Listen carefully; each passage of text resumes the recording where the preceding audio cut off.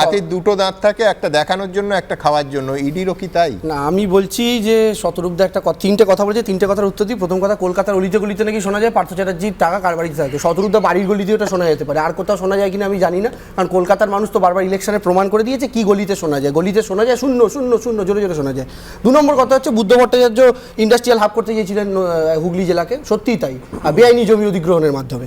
3 নম্বর কথা হচ্ছে, শতরূপদা একটা কথা বললো যে মোবাইলে বেআইনি জমি নয়, জমি বেআইনিভাবে অধিগ্রহণের মাধ্যমে। বেআইনিভাবে জমি আগে চলে এসেছে, বেআইনিভাবে জমি অধিগ্রহণ করতে মানে আলটিমেটলি জমি চুরি, এটাকে সোজা ভাষায় ভদ্র ভাষায় বলতে গেলে। আর শতরূপদা একটা কথা বললো, মোবাইল পুকুরে ফেলে দিয়েছিলেন, তো মোবাইলের মধ্যে কি 7 রাজার মানিকের ধন আছে। এই প্রশ্নটাই শতরূপদা করেন না, জাস্টিস অমৃতা সিনহার হাজবেন্ড কেন মোবাইল দিতে চাইছেন না সিআইডি কে, তার মোবাইলে বা কি ঢুকে রয়েছে যে তিনি মোবাইল জমা দিতে চাইছেন না, এতবার করে চাওয়ার পরও দাবি করার পরও তার মোবাইলেই বা কি 7 রাজার মানিকের ধন লুকিয়ে রয়েছে। এই প্রশ্নটা সিপিএম বা কাউকে আমি তুলতে দেখিনি।